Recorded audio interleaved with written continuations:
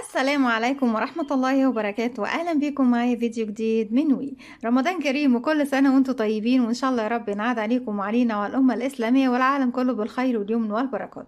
فيديو النهاردة هشرح فيه معاكم طريقة عمل نجمة حلزونية سهلة وبسيطة لعمل زينة رمضان. أتمنى تكون سهلة وبسيطة عليكم وكمان تنول أعجبكم. فضلا ليس أمرا، ما تنسوش إذا عجبكم الفيديو تدعموني بلايك وشير وسبسكرايب. بسم الله الرحمن الرحيم. بنشتغل بمجموعة كبيرة جدا من الألوان وبنشتغل ببقايا الخيوط، لكن لازم كل سمك الخيط اللي بشتغل بيه يكون كل سمك واحد مع حجم إبرة واحد. هشتغل معاكم خيط صوف متوسط السمك مع إبرة رقم 3.5 أو 3.75 مليمتر. هنقول بسم الله الرحمن الرحيم. هبتدي أجيب اللون الأول وببتدي أعمل دائرة سحرية، بسيب منه مسافة من الخيط وعلى 2 من الأصابع أبتدي ألف الخيط وأرجع للخلف وأجي تاني للأمام. هجيب الخيط عكس بعضه بشكل حرف الإكس وأرجع تاني للخلف. لف ايدك الناحية التانية، هيتكون عندك حلقتين في الخلف. هنزل تحت الحلقة الأولى وبسحب من تحتها الحلقة التانية.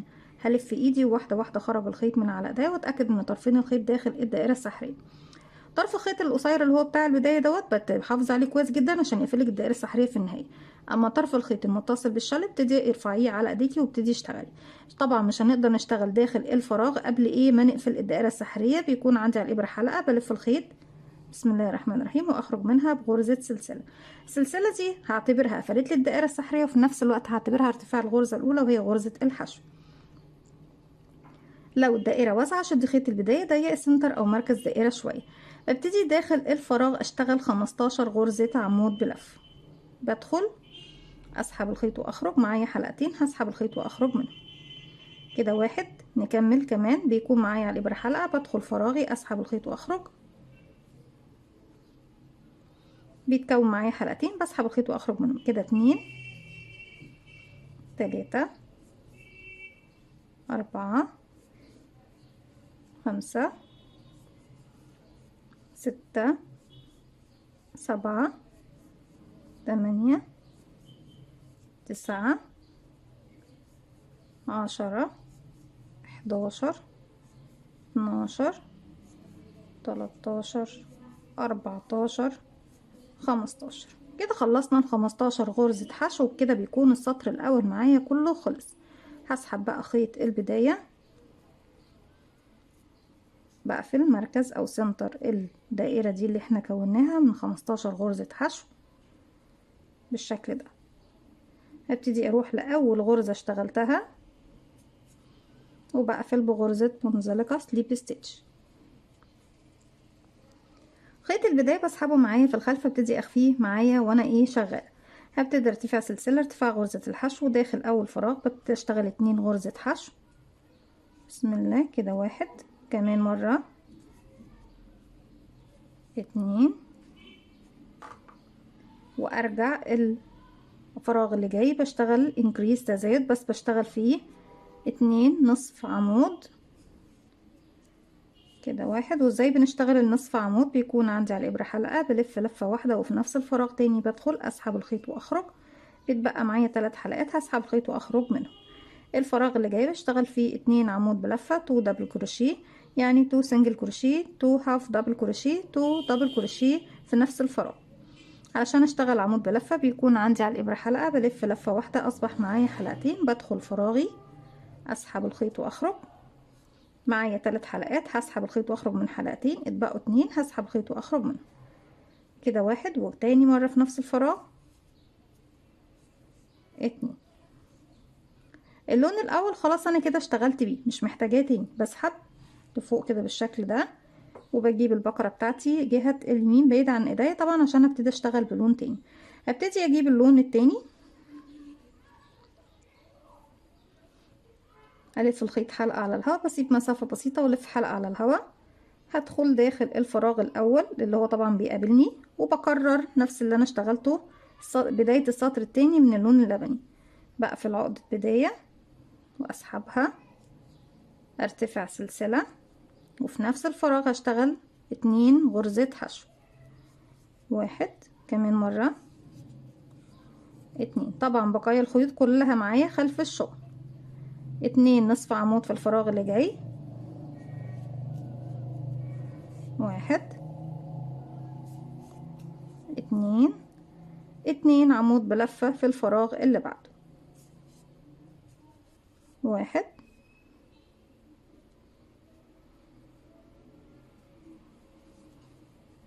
كمان مرة، اتنين.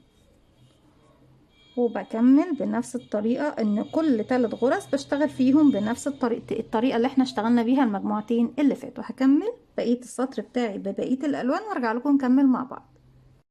رجعت لكم تاني بكده بيكون خلص معايا السطر زي ما احنا شايفينه كده، بتكون اتكونت معايا نجمة صغيرة. لو انا عايزة اقفل النجمة بتاعتي لغاية كده وخلاص، هبتدي اللون اللي هبتدي اشتغل بيه، احنا طبعا اول لون اشتغلنا بيه هو كان اللون اللبني.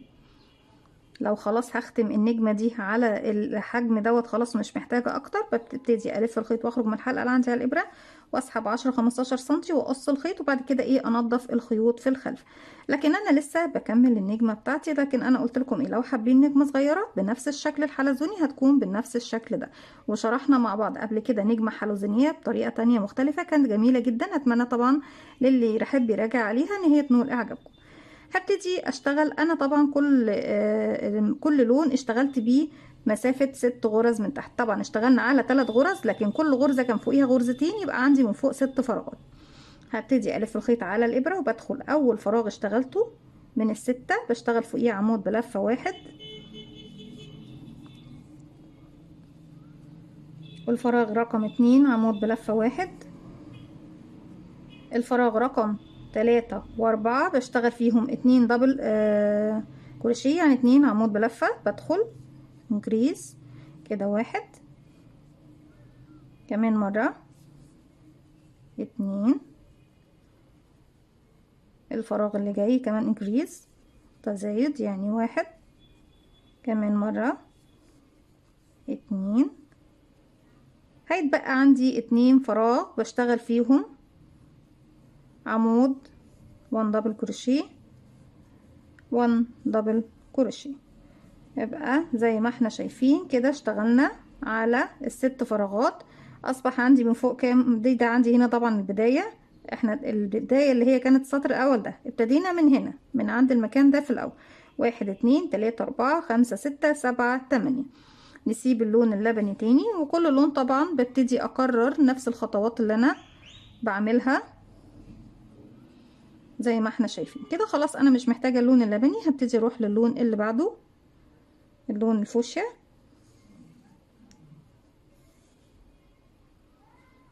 طبعا هي بتكون الخيوط بتلفلف معانا شوية بس معلش، احنا بنتننا واحنا شغالين نحاول ان احنا ايه نسلكها علشان نعرف نشتغل ايه بالراحة بدون اي تعقيد.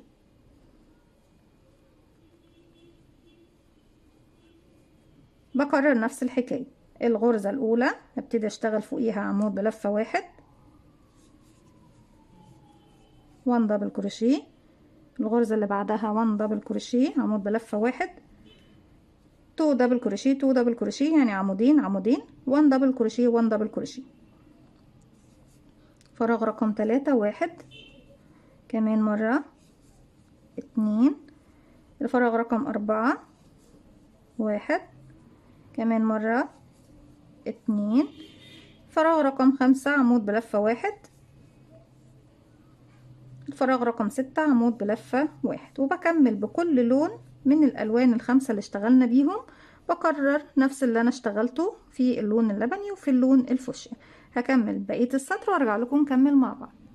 رجعت لكم تاني المرحلة اللي جاية على ال8 غرز. هنبتدي نشتغل 5 عمود على أول 5 غرز، بعد كده نصف عمود نصف عمود، وآخر غرزة بتكون غرزة حشو. هبتدي عمود كده واحد اتنين تلاتة أربعة خمسة. بعد كده بشتغل على الغرزة اللي جاية نصف عمود، واللي بعدها كمان نصف عمود هاف دبل كروشيه، واللي بعدها 1 سنجل كروشيه غرزة حشو واحدة بالشكل ده زي ما احنا شايفين. لسه برضك مستمرة بالخيوط بسحب بالشكل ده، بكرر 5 عمود بلفة باللون الجديد كده. بسم الله واحد 2 3 4 5 نصف عمود، هاف دبل كروشيه، نصف عمود، غرزة حشو، 1 سنجل كروشيه. وبكرر ببقية الالوان الثلاثة بنفس الطريقة. هكمل وارجع له. زي ما احنا شايفين المرحلة الاخيرة هتكون بقى اللي بنكون فيها ضلوع النجمة بتاعتنا. رجعت لكم تاني وكده خلاص خلصنا كل السطور بتاعتنا. باقي معانا المرحلة الاخيرة وهي تكوين ضلوع النجمة الخمسة. هبتدي من نفس المكان اللي انا واقفة عنده هنا. طبعا كان عندي فراغات 1 2 3 4 5 6 7 8 غرز من تحت. يعني مش هنقول بقى هي غرزة ايه لان عندنا عمود ونصف عمود وحشو، لكن هي 8 فراغات من تحت هنشتغل عليهم 8 غرزة حشو. هبتدي بسم الله كده 1 2 3 4 5 6 7 8. هرتفع سلسلة وهلف شغل الناحية التانية، والتمانية هشتغل عليهم 8. 1 2 3 4 بسم الله 5 6 7 8.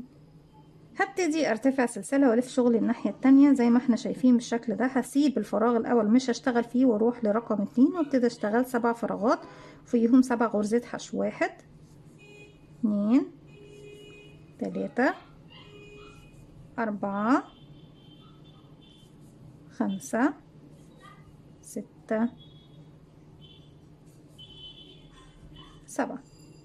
سلسلة وارجع تاني للخلف. هسيب اول فراغ واروح اشتغل 6 غرزة حشو. 1 2 3 4 5 6. سلسلة وارجع تاني في الواجهة التانية. اسيب اول فراغ واروح اشتغل 1 2 3 4 5. سلسلة وارجع تاني الناحية التانية. هسيب اول فراغ واشتغل 1 2 3 4. سلسلة والف الناحية التانية. اسيب اول فراغ واشتغل 1 2 3. سلسلة الف الناحية التانية. اسيب اول فراغ واشتغل 1 2. سلسلة هسيب فراغ واروح اشتغل في الفراغ الاخير غرزة حشو واحدة. انا كده باللون اللبني زي ما احنا شايفين كونت ايه ضلع من ضلوع النجمة. هبتدي اسحب بقى الخيط بتاعنا كده خلاص مش محتاجة الخيط. لو عايزين تقفلوا النجمة باللون اللبني هسيبه، وبعد كده في النهاية هبتدي ايه اقفل بيه الوحدات بتاعتي كلها. تعالوا نسيب اللون اللبني نقفل بيه هو في النهاية، ولا عايزينه لون فوشيا ولا اي لون؟ خلينا في اللبني زي ما ابتدينا نختم بيه هو. ابتدي اسحب اللون الفوشيا اللون التاني الموجود عندي واشتغل 8 غرزة حشو. بكرر اللي انا عملته في الضلع دوت هو بكرره لغاية ما بوصل لنهاية الشغل بتاعي كده. 1 2 3 4 5 6 7 8. سلسلة وارجع للناحية التانية.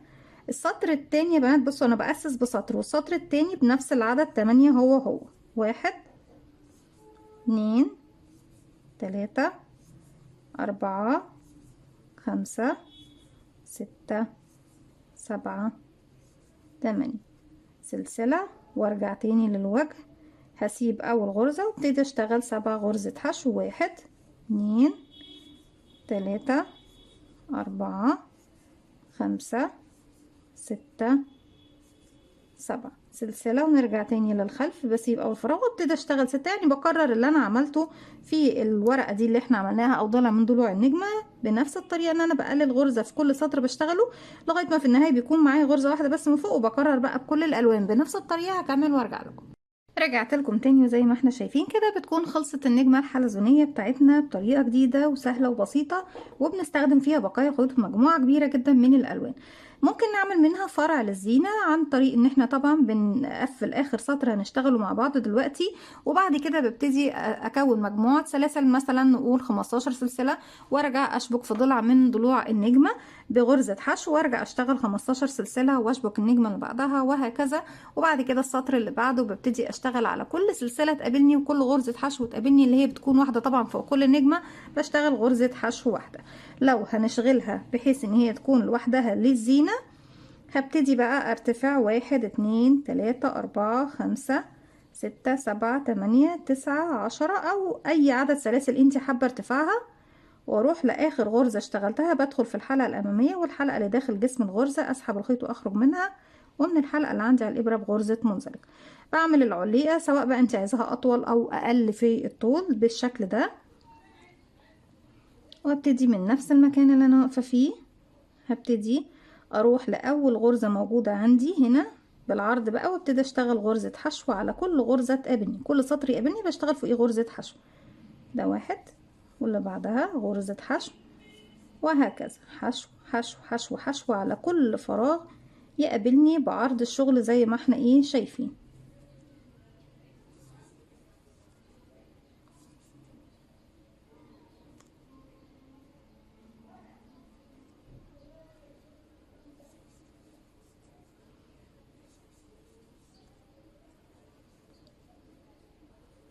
هنا هيقابلني يا بنات، بصوا انا هنا خلاص، هنا في المكان ده هيقابلني بقى المكان اللي كنت شغاله فيه اول غرزه، بدخل اسحب الخيط واخرج بالشكل ده واشغل فيه غرزه حشو، وهروح للمكان اللي بعده غرزه حشو زي ما احنا شايفين بالشكل ده.